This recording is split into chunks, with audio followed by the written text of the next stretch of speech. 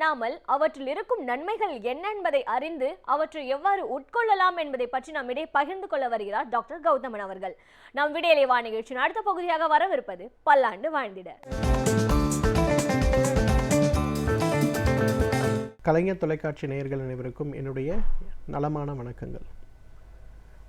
மூக்கரட்டை அப்படிங்கிற ஒரு தாவரத்தை பற்றி இன்றைக்கி விரிவாக நம்ம பார்ப்போம். மூக்கரட்டை அப்படிங்கிறது பார்த்திங்கன்னா புனர்னவா அப்படிங்கிற பேரில் கூட அழைக்கப்படுறதை நம்ம பார்க்குறோம். செடி கொடியாக வளரக்கூடிய ஒரு தாவரம். அது கலத்த மேடுகள்லேயும் சுவர்கள் மேலேயும் பார்த்திங்கன்னா அதிகமாக படர்ந்திருக்கக்கூடிய ஒரு தாவரம். இந்த மூக்கரட்டையுடைய வேரை தான் நம்ம பெரும்பாலும் மருந்துக்கு பயன்படுத்துகிறோம். மூக்கரட்டை அப்படின்னு சொல்லும்போதே சிறுநீரக கற்களுக்காகவும் சிறுநீரக செயலிழப்புன்னு சொல்லுகின்ற கிட்னி ஃபெயிலியர் சம்பந்தப்பட்ட பிரச்சனைகளுக்காகவும் அதிகமாக உபயோகப்படுத்துகின்ற மூலிகை மருந்துகளில் ஒன்றாக இருக்கிறத பார்க்குறோம். சில நேரங்களில் பார்த்திங்கன்னா மருத்துவ ஆராய்ச்சிகள் மற்றும் நிறைய தொலைக்காட்சி விவாதங்கள்லாம் வரும்போது ஒரு தாவரத்துடைய குணம் மிகைப்படுத்தி காட்டப்படும் போது அதோடைய மற்ற மருத்துவ குணங்கள் மறைந்து போகிறத நம்ம பார்க்குறோம். உதாரணத்துக்கு சொல்லணுன்னா இந்த மூக்கரட்டையை தான் சொல்லணும்.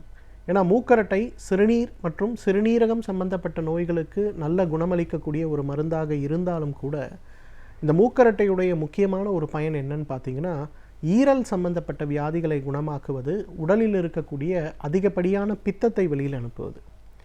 இப்போது ஒற்றை தலைவலின்னு சொல்லக்கூடிய மைக்ரேன் சம்பந்தப்பட்ட பிரச்சனை, காலையில் எழுந்திருக்கும் போதே தலைவலியோடு எழுந்திருக்க வேண்டிய ஒரு சூழல் இருக்கும். தலைவலிகள் கொஞ்சம் அதிகமாகும் போது தலை சுற்றி வாமிட்டிங் வர ஆரம்பிக்கும். வாந்தி அதிகமாக ஆக ஆக பார்த்திங்கன்னா உடல் பலவீனம் அடையும். ஒரு மாலை நேரங்கள் 5 மணி 6 மணி ஆகும்போது அந்த தலை சுற்றல் மற்றும் தலைவலி குறைந்து நன்றாக தூங்குகின்ற ஒரு சூழல் ஏற்படும். இது ஒரு மாதத்திற்கு 2 முறை 3 முறை, பெண்களுக்கு மிக அதிகமாக பார்த்திங்கன்னா மாதவிலக்கு காலங்களில் ஏற்படுகின்ற மிக முக்கியமான ஒரு பிரச்சனை இந்த ஒற்றை தலைவலி. ஒற்றை தலைவலியுடைய மிகப்பெரிய ஒரு பக்க விளைவு என்னென்னா முகவாதம்னு சொல்லக்கூடிய ஃபேஷியல் பேராலிசிஸ் அல்லது பக்கவாதம் கூட அதனால் ஏற்படுவதற்கு வாய்ப்பு இருக்குது. சில நேரம் கண்களில் மிக அதிகப்படியான பாதிப்பு ஏற்படுவதை நம்ம பார்க்க முடியும். இந்த மாதிரி ஏற்படக்கூடிய பிரச்சனைகளை குறைத்து இந்த ஒற்றை தலைவலி சம்பந்தப்பட்ட பிரச்சனைகளை குணமாக்கக்கூடிய மிகப்பெரிய மருந்துகளில் ஒன்று எது அப்படின்னு கேட்டிங்கன்னா அந்த மூக்கரட்டையை தான் சொல்லணும். மூக்கரட்டையிலிருந்து எடுக்கக்கூடிய சூரணம் ஒரு 10 கிராம் அளவுக்கு எடுத்துட்டு ஒரு அரை லிட்டர் அளவுக்கு தண்ணீரில் அதை போட்டு நன்றாக கொதிக்க வைத்து அதை 200 மில்லியாக குறைத்து வடிகட்டி காலை 100 மில்லி இரவு 100 மில்லி உணவுக்கு முன்பு அப்படின்னு நம்ம சாப்பிட ஆரம்பித்தாலே நம்மளுடைய அந்த ஒற்றை தலைவலியை ஏற்படுத்தக்கூடிய தேவையற்ற பித்தத்துடைய காரணிகள் உடலில் குறைய ஆரம்பித்து ஒற்றை தலைவலி சம்பந்தப்பட்ட பிரச்சனைகள் படிப்படியாக குறைந்து விடுவதை நம்ம பார்க்க முடியும். ஏன்னா ஒற்றை தலைவலி ஏற்பட பார்த்திங்கன்னா வலி நிவாரண மாத்திரைகளை உட்கொண்டு வயிறு புண்ணாக போனவர்கள் நிறைய பேர் இருக்கிறத பார்க்குறோம். ஒற்றை தலைவலி மாதவிலக்கு காலங்களில் ஏற்படுகின்ற மிகப்பெரிய பிரச்சனையாக இருக்கிறதே அப்படின்னு நினைத்து அதற்காகவே கருப்பையை ஒரு 40 வயதில் எடுக்கின்ற பெண்கள் நிறைய பேர் இருக்கிறத நம்ம பார்க்குறோம். ஸோ இந்த 2 அறுவை சிகிச்சையும் இல்லாமல் அதிக வலி நிவாரண மாத்திரைகள் இல்லாமல் ஒற்றை தலைவலியை படிப்படியாக குறைத்து குணமாக்கக்கூடிய மிகச்சிறந்த மருந்துகளில் ஒன்று இந்த மூக்கரட்டைன்னு சொல்லக்கூடிய புனர்னவா அப்படின்னு சொல்லலாம். இன்றைக்கு நிறைய பேருக்கு பார்த்திங்கன்னா உடல் எடை குறைய வேண்டும் அப்படிங்கிற ஒரு ஆசை இருக்கிறது. நிறைய பேர் எங்கிட்ட வரும்போதே சொல்லுவாங்க, நான் உடற்பயிற்சி செய்கிறேன், உணவு முறைகளில் நிறைய மாற்றத்தை கொண்டு வந்திருக்கேன், இரவு தூக்கங்கள் நன்றாக வைத்திருக்கிறேன், கொழுப்பு இருக்கக்கூடிய எண்ணெயில் பொரித்து வறுக்கக்கூடிய எந்த பொருளையுமே நான் சாப்பிட்றது கிடையாதுன்னு சொல்லக்கூடிய நிறைய பெண்கள் இருக்கிறத நம்ம பார்க்குறோம், ஆண்கள் இருக்கிறத பார்க்குறோம். ஆனாலும் கூட என்னுடைய உடல் எடை குறையவே மாட்டேங்குது, உடற்பயிற்சி கூட செய்கிறேன், ஸ்விம்மிங் கூட போகிறேன், நீச்சல் பழகிறேன், ஆனாலும் கூட என்னுடைய உடல் எடை குறையவில்லைன்னு சொல்லக்கூடிய நிறைய பேர் இருக்காங்க. அந்த மாதிரி இருக்கக்கூடியவர்களுடைய உடல் எடை குறைப்பை அதிகப்படுத்தக்கூடிய ஒரு ஊண்டுகோலாக இருக்கக்கூடியது இந்த மூக்கரட்டையிலிருந்து எடுக்கக்கூடிய அந்த கஷாயம். அரை லிட்டர் தண்ணி 10 கிராம் அளவுக்கு சூரணம் கொதிக்க வைத்து 200 மில்லியாக குறைத்து வடிகட்டி எடுக்கக்கூடிய அந்த ஒரு கஷாயம் காலை ஒரு முறை இரவு ஒரு முறை உணவுக்கு முன்புன்னு எடுத்துக்கொள்ளும் போது மிகப்பெரிய அளவில் உடலில் மாற்றம் ஏற்படுவதை நம்ம பார்க்க முடியும். உடல் எடை ஒரு 3 மாத காலம் இதை தொடர்ந்து சாப்பிடும்போதே ஒரு 3 to 5 கிலோ வரை உடல் எடை குறையிறத நம்ம பார்க்கலாம். ஆனால் பொதுவாக உடல் எடை வேகமாக குறையும் போது உடலில் நிறைய பக்க விளைவுகள் இருக்கும். உடலுடைய ஷேப்பு மாறிடும், உடலுடைய அந்த தோள்கள்லாம் ஸ்ட்ரெச் மார்க்ஸ்ன்னு சொல்லக்கூடிய வரி வரியாக ஆகிறத நம்ம பார்ப்போம். அந்த மாதிரிலாம் இல்லாமல் இயற்கை முறையிலேயே உடல் எடையை குறைக்கக்கூடிய மிகச் சிறப்பான மருந்துகளில் ஒன்று இந்த மூக்கரட்டை அப்படின்னு சொல்லலாம். உடலில் இரத்த சோகை அப்படிங்கிறது இன்றைக்கு பெண்களுக்கு இருக்கக்கூடிய மிகப்பெரிய பிரச்சனையாக இருக்கிறத பார்க்குறோம். அதுவும் அந்த இரத்த சோகை அப்படிங்கிறது ஏற்படும் போது பார்த்திங்கன்னா பெரும்பாலும் கால்களில் மிகப்பெரிய வீக்கம் இருப்பதும், மாலை நேரங்களில் கால்கள் எல்லாமே புசு புசுன்னு வீங்கி போயிருக்கிறதையும் நம்ம பார்க்குறோம். நிறைய பேருக்கு பார்த்திங்கன்னா இந்த கால் வீக்கமே அவர்களுக்கு மூட்டு வலியையும் இடுப்பு வலியையும் கொண்டு வரக்கூடிய பிரச்சனையாக இருக்கும். குறிப்பாக 18 to 40 வயது இருக்கக்கூடிய பெண்களுக்கு ஏற்படுகின்ற மிக முக்கியமான பிரச்சனைகளில் ஒன்றாக இது இருக்கிறத நம்ம பார்க்கலாம். ஸோ இது சம்பந்தப்பட்ட பிரச்சனைகளை குறைத்து கால்களில் ஏற்படுகின்ற வீக்கம் சம்பந்தப்பட்ட பிரச்சனைகளை குறைக்கக்கூடிய மிகச்சிறந்த ஒரு மருந்து எது அப்படின்னு கேட்டிங்கன்னா அந்த மூக்கரட்டை தான் சொல்லணும். மூக்கரட்டை எல்லா நாட்டு மருந்து கடைகள்லேயும் நமக்கு கிடைக்கக்கூடிய மிக குறைவான விலை இருக்கக்கூடிய ஒரு மருந்துன்னு சொல்லலாம். ஒரு 100 கிராமே பார்த்திங்கன்னா உங்களுக்கு ஒரு 100 ரூபாய் தான் இருக்கும். ஸோ அந்த மருந்தை எடுத்துகிட்டு வந்து பெண்கள் குறிப்பாக காலை எழுந்த உடனே தேநீர் வைப்பது போல் ஒரு 100 மில்லி அளவுக்கு தண்ணீர் எடுத்து ஒரு தேக்கரண்டி அதில் போட்டு கொதிக்க வைத்து 50 மில்லியாக அதை குறைத்து வடிகட்டி காலை ஒரு முறை உணவுக்கு முன்பு, இரவு ஒரு முறை உணவுக்கு முன்பு அப்படின்னு நம்ம எடுத்துக்கொள்ளும் போது உடலில் நல்ல வகையான முன்னேற்றங்கள் ஏற்படுவதை நம்ம பார்க்க முடியும். நல்ல வகையான முன்னேற்றங்கள் அப்படின்னு பார்க்கும்போது உடலில் தேங்கி இருக்கக்கூடிய தேவையற்ற நீர், கழிவு சத்துக்கள் உடலை விட்டு வெளியே போகிறத நம்ம பார்க்கலாம். கால்களில் ஏற்படுகின்ற வீக்கம் சம்பந்தப்பட்ட குறைபாடுகள் குறைவதை பார்க்கலாம். எல்லாவற்றுக்கும் மேலாக பார்த்திங்கன்னா உடலுடைய இரும்பு சத்துடைய அளவு இயற்கையான முறையிலேயே அதிகப்படுத்துகிறத பார்க்குறோம். ஒரு 50 வருடத்திற்கு முன்புனா இரத்த சோகை மிகப்பெரிய பிரச்சனையாக இருந்தது. ஆனால் இன்றும் கூட பார்த்திங்கன்னா கிராமங்களில் இந்த இரத்த சோகை அப்படிங்கிறது மிகப்பெரிய பிரச்சனையாக இருக்கிறத பார்க்குறோம். இரத்த சோகையினாலே நிறைய பெண்களுக்கு கருவுற முடியாமல் இருக்கக்கூடிய ஒரு சூழல் இருக்கிறத கூட பார்க்குறோம். ஸோ இந்த மாதிரி பிரச்சனைகளை குறைத்து உடலை பலப்படுத்தி ரத்தம் ஊறுகின்ற அளவை அதிகப்படுத்தி உடலை மேம்படுத்துகின்ற முக்கியமான ஒரு மூலிகை எதுன்னா அந்த மூக்கரட்டை தான் சொல்லணும்.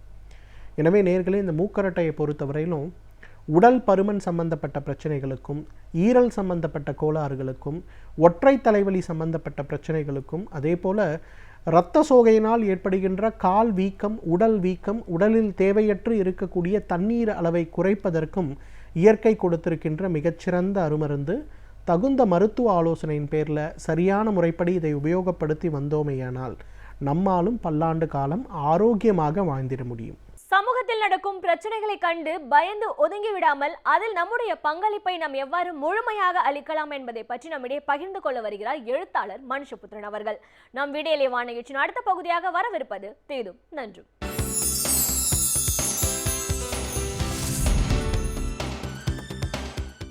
வணக்கம் நண்பர்களே, இன்னும் ஒரு இனிய காலை பொழுதில் தீதும் நன்றும் நிகழ்ச்சியில் உங்களை சந்திப்பதில் மிக்க மகிழ்ச்சி அடைகிறேன். பெண்களுக்கு எதிரான குற்றங்கள் தொடர்பாக நாம் பல்வேறு விஷயங்களை தொடர்ச்சியாக நாம் இந்த நிகழ்ச்சியில் பேசி வந்திருக்கிறோம். ஏனென்றால் இன்றைக்கு அது ஒரு மிகப்பெரிய ஒரு எரியும் பிரச்சனையாக இன்றைக்கு மாறியிருக்கிறது. அதோடு மட்டுமல்ல, இந்த பிரச்சனையினுடைய பல புதிய பரிமாணங்களை நாம் வருகிற நாட்கள் தொடர்ந்து பேச வேண்டிய அளவிற்கு மிகவும் சிக்கலான பல பிரச்சனைகள் இது உருவாகி இருக்கின்றன. இதன் ஒரு பரிமாணத்தை மட்டும் பேசிவிட்டு கடந்து சென்றுவிட முடியாது. ஏனென்று கேட்டால், இன்றைக்கு பெண்கள் அவர்கள் குழந்தைகளாக இருந்தாலும் சரி, அல்லது மூதாட்டிகளாக இருந்தாலும் சரி, அல்லது மத்திய வயதினர், இளம் வயதினர், எந்த பருவத்தில் இருக்கக்கூடியவர்களுக்கும் பாலியல் ரீதியான துன்புறுத்தல்களிலிருந்து எந்த பாதுகாப்பும் இல்லை என்பதை நாம் தொடர்ச்சியாக பார்த்து கொண்டிருக்கிறோம். வரக்கூடிய செய்திகள் அந்தளவிற்கு அதிர்ச்சியூட்டுகின்றன. சமீபத்தில் நெல்லை மாவட்டம் கூடங்குளத்தில் மனநலம் குன்றிய ஒரு 60 வயது மூதாட்டியை 2 சிறார்கள், அதாவது 18 வயதிற்கு கீழே இருக்கக்கூடிய 2 பேர், அவர்கள் பாலியல் பலாத்காரம் செய்த அந்த வழக்கில் அவர்களுக்கு ஜாமீன் தர மறுத்து உத்தரவு வழங்கிய நீதிபதி கிருபாகரன் அவர்கள் 25 முக்கியமான கேள்விகளை அரசை நோக்கி அவர் எழுப்புகிறார். ஆனால் அந்த மத்திய மாநில அரசுகளை நோக்கி அவர் எழுப்பக்கூடிய அந்த கேள்விகளில் முக்கியமாக அவர் எழுப்பக்கூடிய கேள்விகள் என்பது, ஏன் பெண்கள் தங்களை பாதுகாத்துக் கொள்வதற்காக அவர்களுக்கு நவீன கருவிகளை வழங்கக்கூடாது என்பது போன்ற ஒரு முக்கியமான ஒரு கேள்வியை முன்வைக்கிறார். அதே போல் இந்த கைரேகை பதிவு அல்லது டிஎன்ஏ டெஸ்ட் போன்றவைகளுக்கான மையங்களை ஏன் விரிவான அளவில் நாடு முழுக்க திறக்கக்கூடாது என்கிற ஒரு கேள்வியை அவர் அதில் எழுப்புகிறார். ஏனென்று கேட்டால் நிறைய குற்றங்களில் அந்த பாலியல் குற்றங்கள் நடந்ததை உடனடியாக சோதனைக்கு உட்படுத்தி அவற்றை பதிவு செய்வதற்கான வசதிகள் இல்லாதனால் அந்த தடயங்கள் உடலிலிருந்து அழிந்து போன பிறகு குற்றவாளிகள் குற்றம் செய்திருக்கிறார்கள் என்பதை நிரூபிக்க முடியாமல் போகிறது. குற்றவாளிகள் மிக சுலபமாக தப்பித்து கொண்டு விடுகிறார்கள் என்பதை நாம் பல சம்பவங்களின் மூலமாக பார்க்கிறோம். அப்படி இருக்கிற போது இந்த சூழ்நிலையில் இந்த காலகட்டத்தில் தான் நாம் ஒரு விஷயத்தை அடிப்படையில் பார்க்க வேண்டும். அதாவது நீதிபதிகள் கேட்கக்கூடிய பல கேள்விகள், உடுமலை சங்கர் கொலை வழக்கில் சிசிடிவி கேமரா பதிவுகள் மூலமாக குற்றவாளிகள் தண்டிக்கப்பட்டதை பார்த்தோம். ஏன் எல்லா பொது இடங்களிலும் ஏன் நாம் கேமரா பொருத்தக்கூடாது என்பது போன்ற கேள்விகளை எல்லாம் எழுப்புகிறார். முக்கியமாக ஆண் பெண் விகிதாச்சாரம் குறைந்தது தான், பெண்களுடைய விகிதாச்சாரம் குறைந்தது தான் காரணமா என்பது போன்ற சில கேள்விகளை எல்லாம் கூட அவர் எழுப்புகிறார். அப்படி எழுப்புகிற போது அவர் சொல்லக்கூடிய ஒரு முக்கியமான சில கேள்விகள் என்னவென்று கேட்டால், இது போன்ற குற்றங்களுக்கு இன்னும் தண்டனைகள் கடுமையாக்கப்பட வேண்டுமா, அல்லது ஒரு நன்னெறி சார்ந்த வகுப்புகள் பள்ளிகளில் ஆரம்பிக்கப்பட வேண்டுமா என்பது போன்ற ஒரு 25 கேள்விகளை அவர் எழுப்பியிருக்கிறார். இதற்கெல்லாம் ஜனவரி 10ஆம் தேதிக்குள் மாநில மத்திய அரசுகள் பதிலளிக்க வேண்டும் என்று. என்னை பொறுத்த வரைக்கும் இந்த விஷயத்தில் நீதிபதிகள் எழுப்பக்கூடிய எல்லா கேள்விகளுக்கும் பதில் இருக்கிறது என்றாலும் கூட அடிப்படையான ஒரு பிரச்சனையை நாம் இதில் புரிந்து கொள்வது மிக மிக முக்கியம். அது என்னவென்றால், பெண்கள் தங்களை தாங்களே பாதுகாத்துக் கொள்வதற்கும் அல்லது பெண்கள் மீது தொடர்பான குற்றங்களுக்கு எதிராக ஒரு ஒட்டுமொத்த சமூகமும் விழிப்புடன் இருக்க வேண்டும் என்பதுதான் நான் அடிப்படையான விஷயமாக கருதுகிறேன். நிறைய நேரங்களில் இந்த பாலியல் குற்றங்கள் அதிகரிப்பதற்கு என்ன காரணம் என்று யோசிக்கிற போது அவர்கள் கேட்கிற இன்னொரு கேள்வி என்பது, இந்த ஊடகங்களின் வாயிலாக இந்த பாலுணர்ச்சி என்பது இன்றைக்கு மிகையானதாக மாறிவிட்டதா என்றெல்லாம் நீதிபதி அந்த கேள்வியை எழுப்புகிறார்.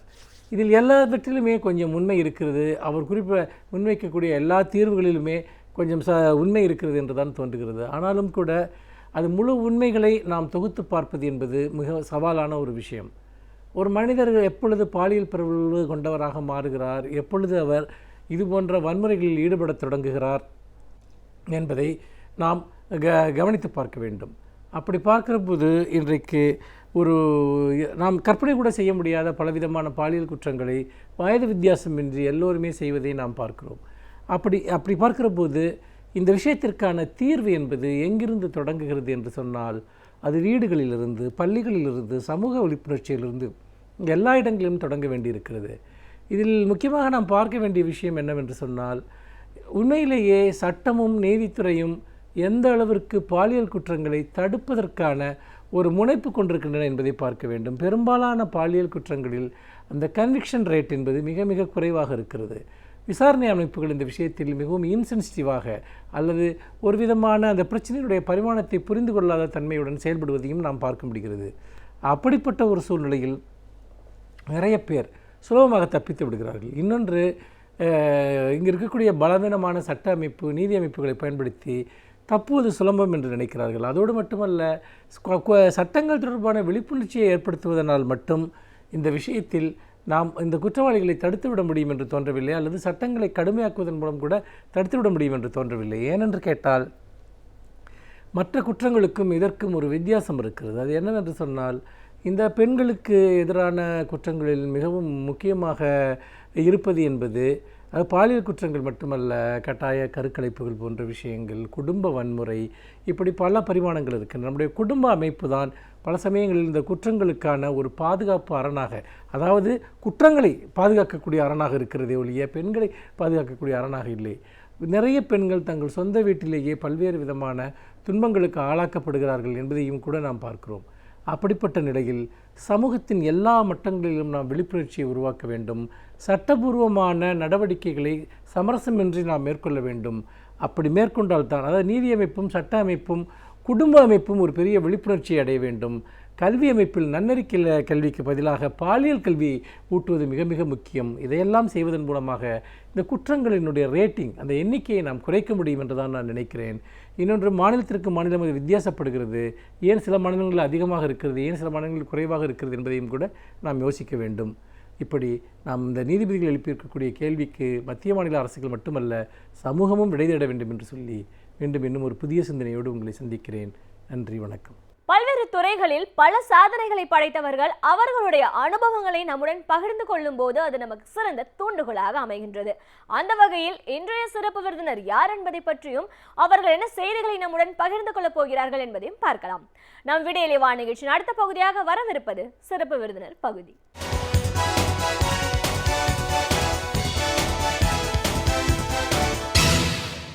வணக்கம் நேயர்களே, விடியலை வா நிகழ்ச்சியின் சிறப்பு விருந்தினருக்கான நேரம் இது. இன்றைய சிறப்பு விருந்தினர் CITO தொழிற்சங்கத்தின் மாநில துணைத் தலைவர் திரு K. விஜயன். ஒரு தொழிற்சங்கத்தோட துணைத் தலைவராக ஒப்பந்த தொழிலாளர்கள் அப்படின்றவங்க யார், அவங்களுக்கான ஒரு பிரச்சனைகள் என்ன, எந்தெந்த தொழில்களுக்கெல்லாம் ஒப்பந்த அடிப்படையில் தொழிலாளர்கள் நிர்ணயிக்கப்படுறாங்க, அவங்களுடைய வாழ்வியல் சார்ந்த பல விஷயங்களை இன்னைக்கு நம்ம அவர்கிட்ட கேட்டு தெரிஞ்சுக்கலாம். வணக்கம் சார். வணக்கம். CITO தொழிற்சங்கத்தின் மாநில துணைத் தலைவராக எங்கள் நிகழ்ச்சிக்கு உங்களை முதல்ல வரவேற்கிறோம் சார். ஒரு அமைப்போட துணைத் தலைவர் அப்படிங்கிற முறையில் இன்னைக்கு நம்ம இந்த ஒப்பந்த தொழிலாளர்கள் அவங்களோட வாழ்வியல், அவங்க சந்திக்கிற பிரச்சனைகள், இதை பற்றி பேச போகிறோம். ஒப்பந்த தொழிலாளர்கள்னு பார்த்தீங்கன்னா இன்னைக்கு பல துறைகளில் ஒப்பந்த அடிப்படையில் தொழிலாளர்களை நியமிக்கிறாங்க. இப்போது அவங்களாம் யார், எந்த மாதிரியான ஒரு தொழில்களுக்கெல்லாம் இப்படி இருக்காங்க, இந்த மாதிரியான ஒப்பந்த அடிப்படையிலேயே அவங்களுக்கு வாழ்நாள் ஃபுல்லாக வேலை இருக்கிறதுக்கான ஒரு வாய்ப்பு இருக்குமா, ஏதாவது ஒரு விஷயத்தில் அவங்களுக்கான ஒரு பிரச்சனைகள் அப்படின்னு வரும்போது அதற்கான ஒரு சட்டத்திட்டங்கள், நெறிமுறைகள் என்ன, இப்படி நிறைய விஷயங்களை நம்ம இன்னைக்கு பேசணும் சார். முதல்ல ஒப்பந்த தொழிலாளர்கள் அப்படிங்கிறவங்க யாரு, எந்த மாதிரியான ஒரு தொழில்களுக்கெல்லாம் ஒப்பந்த அடிப்படையில் பணியமர்த்தப்படுறாங்க? ஒப்பந்த தொழிலாளர்கள் என்று சொல்லக்கூடியவங்க துவக்கத்தில் பார்த்தீங்கன்னு சொன்னால் ஒரு தொடர்ச்சியற்ற வேலை, ஒரு கட்டிடத்தை கட்டி முடிக்கணும், அல்லது கட்டிடத்துக்கு சுண்ணாம்பு அடிக்கணும், இது போன்ற வேலைகள், அல்லது சிறிய சிறிய வேலைகள், அந்த மாதிரியான வேலைகள், அல்லது தோட்டப்பணிகள், இந்த மாதிரியான வேலைகளுக்கெல்லாம் இவங்களை பயன்படுத்தி அவங்களுக்கான ஊதியத்தை வழங்குவது என்ற விஷயம். இந்த மாதிரியான ஊதியத்தை வழங்குவதற்கு சில துறைகளில் கூட பார்த்திங்கன்னா அவங்களுக்குன்னு ஒரு குறைந்தபட்ச ஊதியம் போன்றவைகள்லாம் கூட நிர்ணயிப்பது அரசு அதற்கான முயற்சியை எடுத்தாங்க. அதில் தான் மினிமம் வேஜஸ் ஆக்ட் என்ற அடிப்படையில் அவங்களுக்கான மினிமம் வேஜஸ்லாம் கூட இப்படி கொடுக்கணும் அப்படின்ற விஷயங்கள்லாம் இருந்தது. ஆனால் இந்த மாதிரியான விஷயங்கள்லேருந்து அரசு தன்னுடைய நிலையை மாற்றிக்கொண்டது. இப்போ 1967, 68, 69 வருடங்களில் பார்த்திங்கன்னா பல தொழிற்சாலைகளில் ஒப்பந்த தொழிலாளர்களை பயன்படுத்தக்கூடிய விஷயங்கள் என்பது துவங்கியாச்சு. அப்படி வரும்போது இந்த மாதிரியான துறைகளில் வேலை செய்யக்கூடிய தொழிலாளர்களை ஒழுங்குபடுத்துவதற்கென்று ஒரு சட்டத்தை கொண்டு வர வேண்டிய ஒரு நிர்பந்தம் அரசுக்கு ஏற்பட்டது. இப்போ வரும்போது 1969ஆம் ஆண்டில் ஜனாதிபதியினுடைய ஒப்புதலோடு இந்த சட்டம் என்பது 1970 ஒப்பந்த தொழிலாளர் ஒழுங்கு மற்றும் ஒழிப்பு சட்டம் என்ற அடிப்படையில் contract labour regulation and abolition act 1970 அடிப்படையில் ஒரு சட்டத்தை கொண்டு வந்தாங்க. அந்த சட்டத்தின் அடிப்படையில் கான்ட்ராக்ட் தொழிலாளர்களை ஒழுங்குபடுத்தணும், அதே மாதிரி கான்ட்ராக்ட் தொழிலாளர் தொடர்ச்சியாகவும் இருக்கக்கூடிய விஷயமாக நீடிக்கக்கூடாது, ஆகவே அதை ஒழிப்பது என்ற விஷயங்கள்லாம் கூட அதில் சொல்லப்பட்டது. ஆனால் பொதுவாகவே அந்த சட்டம் கொண்டு வரும்போது 69 அது சம்பந்தமான விவாதங்கள் நடக்கும்போது எங்களுடைய தொழிற்சங்க தலைவராக இருந்தவர், அப்போது மார்க்சிஸ்ட் கம்யூனிஸ்ட் கட்சியுடைய எம்பியாக இருந்தார் அனந்த நம்பியார். அவர் தன்னுடைய ஆட்சேபனை அப்பொழுதே சொன்னார். என்ன சொன்னார்னா, இந்த மாதிரி இந்த சட்டம் கொண்டு வருவதனால தொழிலாளர்களுக்கு எந்த விதமான பயனும் கிடைக்காது, இது முறையாக பயன்படுத்தப்பட மாட்டாது, அரசு இது முழுமையாக இந்த முதலாளிக்கு சாதகமாகத்தான் பயன்படுத்தும், ஆகவே இது ஒரு காலாவதியாகி போன ஒரு சட்டமாகத்தான் இருக்க போகுது அப்படின்னு சொன்னார். அதுதான் இன்றைக்கி நடந்துகிட்ருக்கு. ஏன்னா எல்லா துறைகளிலும் இப்போ மத்திய அரசு, மாநில அரசு, தனியார் துறை அப்படின்னு சொல்லக்கூடிய அனைத்து துறைகளிலும் தொழிற்சாலைகளில் தொடர்ச்சியான பணிகளில் கான்ட்ராக்ட் முறை என்பது இப்பொழுது வந்து கொண்டிருக்கிறது. அதுவும் பார்த்திங்கன்னா 90ஆம் ஆண்டுகளுக்கு பிறகு இது ஏதோ இந்தியாவிற்கான ஃபினாமினான்னு சொல்ல முடியாது, உலக அளவிலேயே முதலாளிகள் கொண்டு வந்திருக்கக்கூடிய ஒரு திட்டம் தான் இது. அதில் பார்த்திங்கன்னா உலகமயம் போன்ற விஷயங்கள்லாம் வருகின்ற போது போட்டி என்ற விஷயங்கள் வந்த காரணத்தினால விற்பனையை வந்து தக்க வைக்க வேண்டும் அப்படின்னு சந்தையை பிடிக்கணும் அப்படின்ற அடிப்படையில் முதலாளிகள் என்ன பண்ணுறாங்கன்னா, அதாவது மேன் பவர், அதாவது உற்பத்தி செலவுகளை குறைப்பதற்காக இந்த ஒப்பந்த தொழிலாளர் முறையை விரிவுபடுத்துகிறாங்க, வேகப்படுத்துகிறாங்க. அதனுடைய தாக்கம் என்பது பல்வேறு துறைகளில் இருக்குது. அதில் பார்த்திங்கன்னா நிரந்தர தொழிலாளர்கள் செய்யக்கூடிய வேலைகள் அத்தனையுமே இப்போது ஒப்பந்த தொழிலாளர்கள் செய்யக்கூடிய விஷயமாக போயிட்டுருக்கு. இப்போ ஒப்பந்த தொழிலாளர்கள் அப்படின்னு பார்த்தீங்கன்னா ஒரு கிளீன் ஸ்ட்ரக்சர் அப்படின்னா 70களில் அதில் ஒரு வரையறை செய்யப்பட்டு அவங்களுக்கான ஒரு நிர்ணயம் இருந்தது. பட் 90களை தாண்டி வரும்போது இதில் நிறைய மாற்றம், இந்த குளோபலைசேஷன்லாம் வந்து அவங்களுக்கான ஒரு நிலை வந்து இன்னும் கீழே போயிருக்கு அப்படின்னு தான் நம்ம சொல்லணும் இல்லைங்களா? ஸோ இப்போ இந்த ஒப்பந்த தொழிலாளர்கள் அப்படின்னு வரும்போது இதையே நம்பியே நிறைய பேர் இருக்காங்க. அவங்களோட வாழ்க்கை வாழ்வாதாரம் அப்படின்னு பார்க்கும்போது ஒரு தொழில், ஏதோ ஒரு தொழிலை நம்ம ஈடுபடணும் அப்படின்னு நிறைய பேர் இருக்கிறத நம்ம பார்க்குறோம். இப்போ இவங்களுக்கான வேலை அப்படின்னு வரும்போது எந்த அளவுக்கு ஒரு நிரந்தரமா இல்லை நிரந்தரம் சொல்லனா கூட தொடர்ச்சியாக வேலை கிடைக்கிறதுக்கான ஒரு வாய்ப்புகள் இருக்கு? இப்போ வந்து இது வந்து அரசினுடைய திட்டம் தான். இது அரசு கொண்டு வந்திருக்கூடிய ஒரு திட்டமாகத்தான் இதை பார்க்கணும். ஏன்னா ஏதோ வந்து தனியார் மட்டும்தான் இதை செய்கிறாங்க அப்படின்னு சொல்ல முடியாது. 5வது ஊதிய குழு வந்தபோது பார்த்திங்கன்னா இனிமேல் வந்து மத்திய அரசோ மாநில அரசோ இருக்கக்கூடிய காலி இடங்களை நிரப்பக்கூடாது அப்படின்னு முடிவு பண்ணிட்டாங்க. அப்போது அதே மாதிரி தொழிற்சாலைகளில் நான் ஏற்கனவே சொன்னது போல் உற்பத்தி செலவுகளை குறைப்பது என்ற நிலையை நோக்கி போகக்கூடிய விஷயம். அது ஏதோ வந்து தனியாருக்கு மட்டும்தான் அது நிலைன்னு கிடையாது.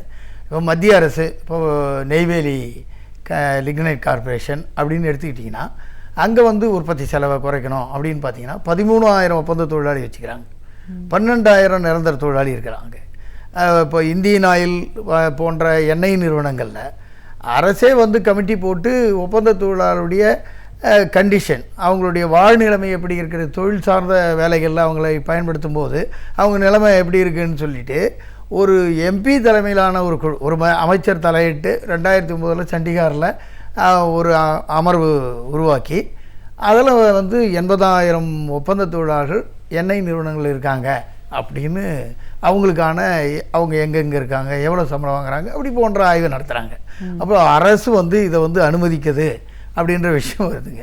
அதே மாதிரி பார்த்திங்கன்னா மத்திய அரசு மட்டுமல்ல, மத்திய அரசில் பார்த்திங்கன்னா ஸ்டீலு, இப்போ தேசிய அனல் மின் கழகம், BHEL போன்ற பல்வேறு துறைகள் லட்சக்கணக்கான ஒப்பந்த தொழிலாளர்கள் இன்றைக்கு வேலை செய்கிறாங்க. நீங்கள் சொன்னது போல் தொடர்ச்சியான வேலைகள் என்பது அவங்களுக்கு வேலைவாய்ப்பு கிடைக்காத பொழுது அந்த வேலைவாய்ப்பு பெறுவதற்காக இந்த முறையை நோக்கி வர வேண்டிய நிர்பந்தம் என்பதற்கு இப்போது எண்ணெய் நிறுவனங்கள்லாம் பார்த்திங்கன்னா ஒரு 25 ஆண்டுகள் ஏன் ஓய்வு பெறக்கூடிய அளவிற்கு கூட வேலை செய்யக்கூடிய ஒப்பந்த தொழிலாளர்கள் இருக்கிறார்கள் இன்றைக்கு வரைக்கும். அதே மாதிரி மாநில அரசுலேயும் மின்சார வாரியம், போக்குவரத்து, பேப்பர் மில்லு, இன்னும் இருக்கக்கூடிய குடிநீர் வடிகால் வாரியம் போன்ற துறைகளிலும் ஒப்பந்த தொழிலாளர்கள் வச்சுருக்காங்க.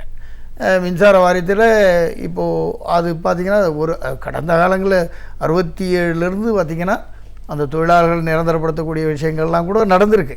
இப்போ எப்பொழுதெல்லாம் திராவிட முன்னேற்ற கழக ஆட்சி வருதோ அப்போல்லாம் கொஞ்சம் நிரந்தரப்படுத்துவதற்கான வாய்ப்பை பெறக்கூடிய நிலை என்பது இருக்குது. அதே மாதிரி தனியார் துறையிலும் இருக்குது. தனியார் துறையில் எடுத்துக்கிட்டிங்கன்னா Leyland, Ashok Leyland, Simpson, TVS, L&T போன்ற துறைகளில் தமிழகத்தில் எண்ணற்ற ஆயிரக்கணக்கான தொழிலாளர்கள் வச்சுறாங்க. லேலண்டில் ஒரு உதாரணத்தை சொல்லணும்னு சொன்னால் 80ஆம் ஆண்டில் 7,000 தொழிலாளர்கள் வேலை செஞ்சோம்.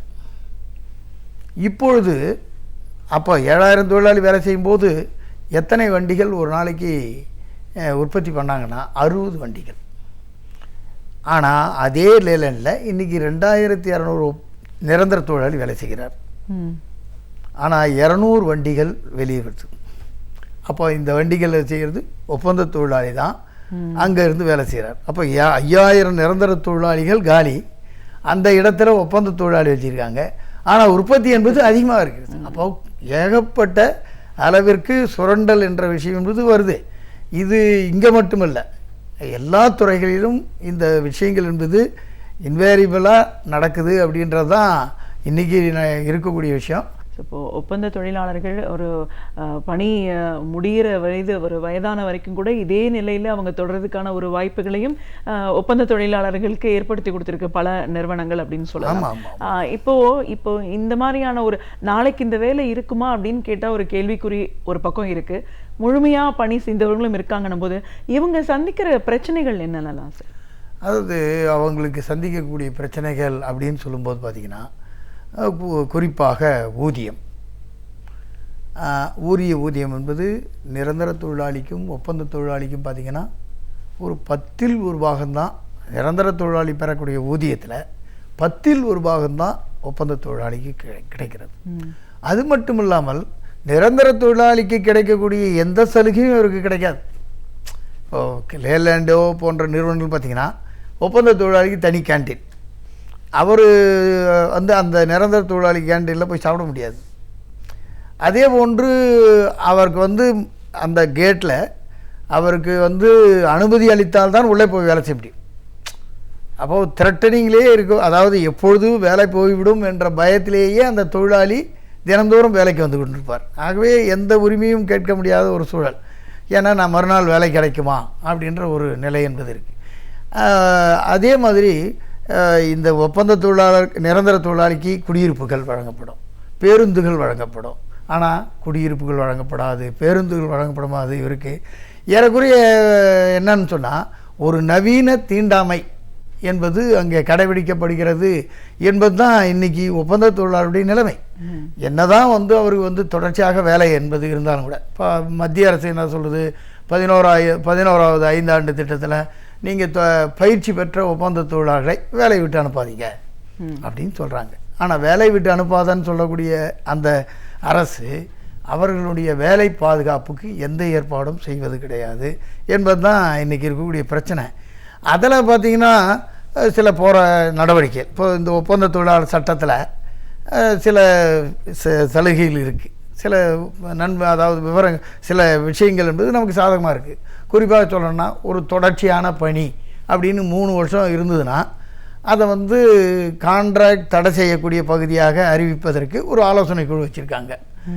அந்த ஆலோசனை குழுக்கிட்ட நம்ம மனு கொடுத்தோமோ அவங்க அந்த ஆய்வு செய்து அப்புறம் அரசுக்கு பரிந்துரை செய்து இப்போ அரசு வந்து அதன் பேரில் ஒரு ஜிஓவை அரசு ஆணையை வெளியிடும். இப்போ நாங்கள் கூட அப்படி ஒரு பிரச்சனையை எடுத்தோம் மின்சார வாரியத்தில். அனல் மின் நிலையங்களில் தொடர்ச்சியான பணி அப்படின்னு வரும்போது அப்போது வந்து 8/8/90 அப்போது கலைஞர் ஆட்சி தான் இருந்தது. அப்போது நாங்கள் உச்சநீதிமன்றம் போயிட்டு உச்சநீதிமன்றம் வந்து அப்போ இருந்த ஆட்சியில் இருக்கக்கூடியவங்களுக்கு உத்தரவு போட்டது.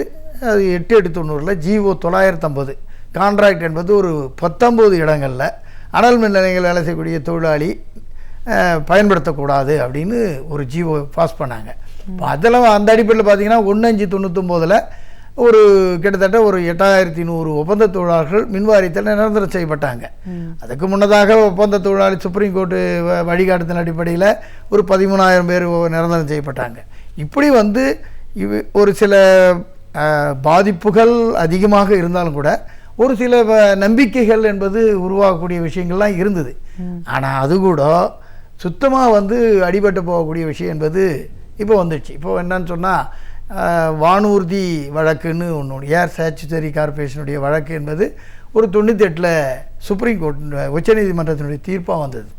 அப்போ வந்து பார்த்திங்கன்னா ஒரு இடத்துல கான்ட்ராக்ட் தடை செய்யப்பட்ட, அதாவது ஒப்பந்த ஊழியர்களை வைத்து வேலை வாங்குவது தடை செய்யப்பட்ட பகுதிகளில் வேலை செஞ்சாங்கன்னா ஆட்டோமேட்டிக்காக அப்சார்ப்ஷன், அதாவது செலக்டட் கேண்டிடேட்டுன்றதெல்லாம் கிடையாது.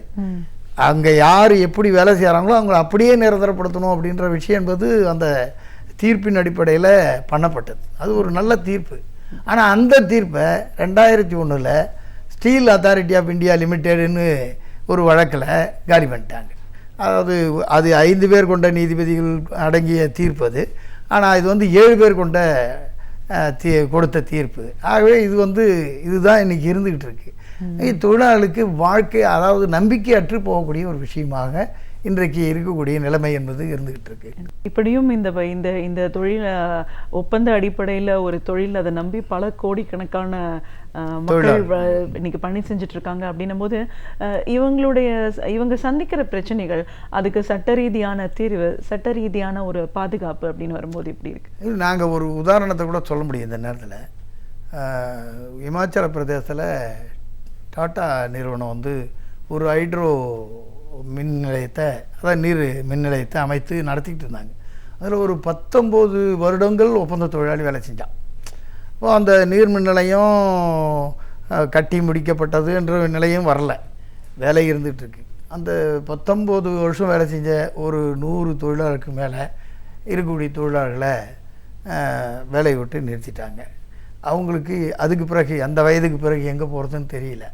அப்படி போகும்போது கடைசியில் அந்த நிறுவனத்திட கேட்கும்போது நிறுவனம் எதுவுமே சொல்ல மறுத்து விட்டுது. ஒரு 4 தொழிலாளி மும்பையில் அந்த தலைமை அலுவலகத்துக்கு முன்னாடி தீக்குளித்து இறந்து போனான்.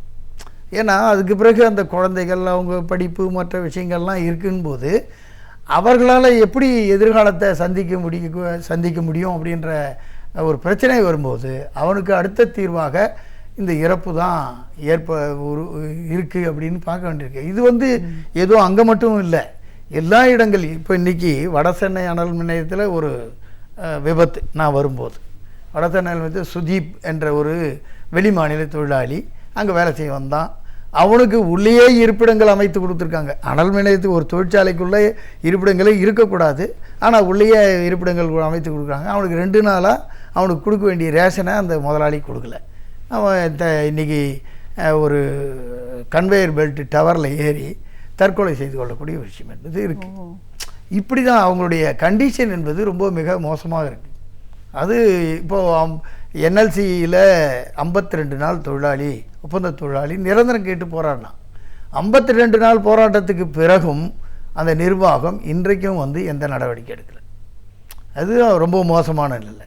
ஆனால் கறி உற்பத்தி ஆகுது, அதில் லாபம் கிடைக்கிறது, அவங்க எல்லா இடங்கள்லையும் வந்து அந்த வியாபாரத்தை நடத்துவதன் மூலமாக விரிவாக்கம் செய்கிறாங்க, இதெல்லாம் நடக்குது. ஆனால் அந்த ஒப்பந்த தொழிலாளி வாழ்க்கையில் எந்த விதமான முன்னேற்றமும் இல்லாத ஒரு நிலை என்பது இருக்குது. அது என்னன்னா, அவன் பெரும்பகுதி தொழிலாளராக இருக்கும்போது அவனுடைய வாங்கும் சக்தி குறைவாக இருக்கக்கூடிய நிலையில் பொருளும் உற்பத்தி என்பது, அதாவது உற்பத்தியான பொருட்களும் விற்காத ஒரு சூழலும் என்பது இருக்குது. ஒப்பந்த தொழிலாளர்களாகவே பல ஆண்டு காலமாக பணிபுரிஞ்சிட்டு இருக்காங்க, பல துறையில் இருக்காங்க அப்படின்னும் போது ஒரு அமைப்போட துணைத் தலைவர் அப்படிங்கிற முறையில் அடிப்படை தேவைகள், அவங்களுக்கான குறைந்தபட்ச பாதுகாப்பு அப்படின்னு வரும்போது அரசாங்கம் என்னெல்லாம் செஞ்சு கொடுக்கணும்னு சொல்லுவீங்க? அதை முதல்ல அரசு வந்து முன் உதாரணமாக இருக்கணும். அரசு வந்து தான் போட்ட சட்டத்தை அது அமுல்படுத்தக்கூடிய நிலை என்பது இருக்கணும். இன்றைக்கி நாம் ஏற்கனவே சொன்னது போல் அரசே இந்த ஒப்பந்த தொழிலாளர் முறையை அங்கீகரிக்கிறது என்ற விஷயம் வந்தால் அந்த தொழிலாளி எங்கே போய் முறையிடுவான்? வெளியே பயிரம் இருக்குது. அதுக்கு மேலே வந்து நீதிமன்றத்துக்கு நாங்கள் போகிறோம் அப்படின்னா நீதிமன்றம் தடாலடியாக இந்த தொழிலாளருடைய பிரச்சனையை கையில் எடுக்க மறுக்கிறது. நாங்கள் நிரந்தரம் கேட்டு போகும்போது நீ கொல்லைப்புற வழியாக வருகிறாய், உமாதேவியினுடைய வழக்கு, கர்நாடகாவினுடைய வழக்கு, அந்த வழக்கை காமிச்சு நீ வந்து உன்னை நிரந்தரப்படுத்தக்கூடாது, ஏன்னா வெளியில் வேலைவாய்ப்புக்காக ஏங்கி இருப்பவர்கள் இருக்கிறாங்க அப்படின்னாங்க. நாங்கள் என்ன சொல்லணும்னா, ஒன்று அந்த தொழிலாளர் இப்போ பார்த்திங்கன்னா மத்திய அரசில் இருக்கக்கூடிய மோடி அவர்கள் என்ன சொல்கிறாருன்னா, ஒப்பந்த தொழிலாளர் இப்போ இருக்கக்கூடிய சட்டமே மிக மோசமான சட்டம். அப்போ பார்த்திங்கன்னா பிஎஃப் இதுக்கு முன்னாடி 99 வரைக்கும் கான்ட்ராக்டருக்கு, ஒப்பந்தக்காரருக்கு பிஎஃப் வந்து கோடு நம்பர் கொடுக்க மாட்டாங்க. ஆனால் 99க்கு பிறகு ஒப்பந்தக்காரருக்கு பிஎஃப் நம்பர் கொடுக்குறாங்க. முன்னாடி எப்படின்னா அந்த நிறுவனத்தின் பெயரால் வந்து கோடு நம்பர் வாங்கி அந்த நிறுவனத்தின் பெயரில் அவர் வந்து அந்த தொழிலாளி வேலை செய்கிறான்னு வரும். இப்போ அப்படி இல்லை. இது இஎஸ்ஐக்கும் பொருந்தும். இது மாதிரியான விஷயங்கள் நிர்வாகம், அரசு இந்த சட்டங்களை நீர்த்து போக செய்யக்கூடிய நடவடிக்கை எடுக்காமல், இப்போ நாங்கள் கூட இப்போ சிஐடியு, எல்பிஎஃப் இன்னும் உட்பட 11 தொழிற்சங்கங்கள் பாராளுமன்றத்தின் முன்பு தொடர்ச்சியாக தர்ணா போராட்டம் நடத்திருக்காங்க. என்ன கோரிக்கைன்னா, ஒப்பந்த முறையை ஒழிக்கணும்.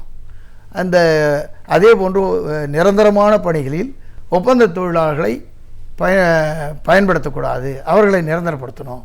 அதே மாதிரி ஒரு இந்த ஒப்பந்த தொழிலாளர் சட்டம் 10 பிரிவு 1 உட்பிரிவில் இருக்கு. அது என்னென்னா, கான்ட்ராக்ட் தடை செய்யப்பட்ட பகுதிகளில் வேலை செய்யக்கூடிய தொழிலாளர்கள், அந்த தொழிலாளர்கள் வந்து கான்ட்ராக்ட் தடை செய்யப்பட்டால் அந்த தொழிலாளர்களே நிரந்தரப்படுத்தப்பட வேண்டும் என்று ஒரு திருத்தம் கொண்டு வரணும் அப்படின்னு கேட்டுக்கிட்டு இருக்கோம்.